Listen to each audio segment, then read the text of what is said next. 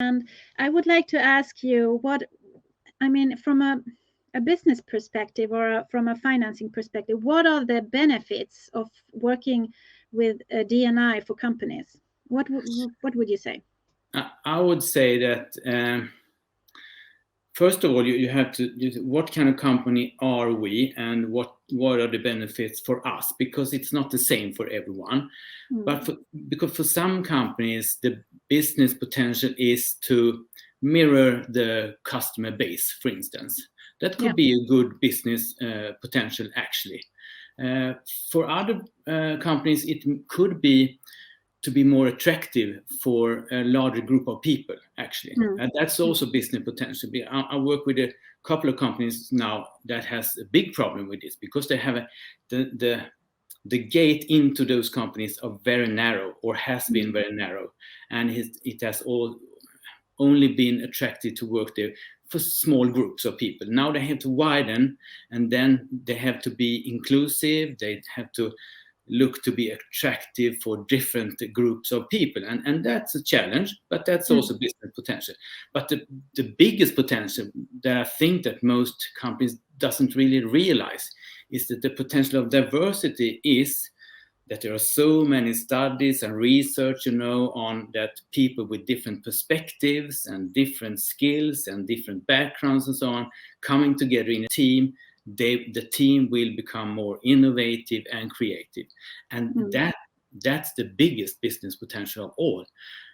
But people are some people and companies, they mix up with this. They think, okay, we have a large diversity. Okay, then we must have, then we're all right. Okay, we don't have to do anything. But the problem for many companies is that the diversity is on the lowest level in the company. In the quite simple job roles and not that advanced skills, actually. So they often miss the inclusive part, because if they had inclusive, they would be able to have these persons on the levels where there are management teams, project teams, business development teams, and product development teams, and then you get the business potential. So quite many people mix up that it's not just having a diversity. You must have the diversity in the organization and get rid of the hinders and barriers for them. Yeah, you have an expression in Swedish, I know, with the dancing, right? You told me once. Yes, I think it's called like this. If you have diversity, it's being invited to the party, right? Being inclusive is someone asks you to dance. Yeah, right. And then there is the third stage. You know what that is?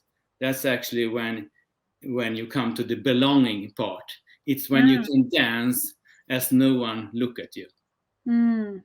Right, that's so good. Thank you for sharing that. It's a good way of remembering diversity and inclusion, and also, as you say, belonging to really be one.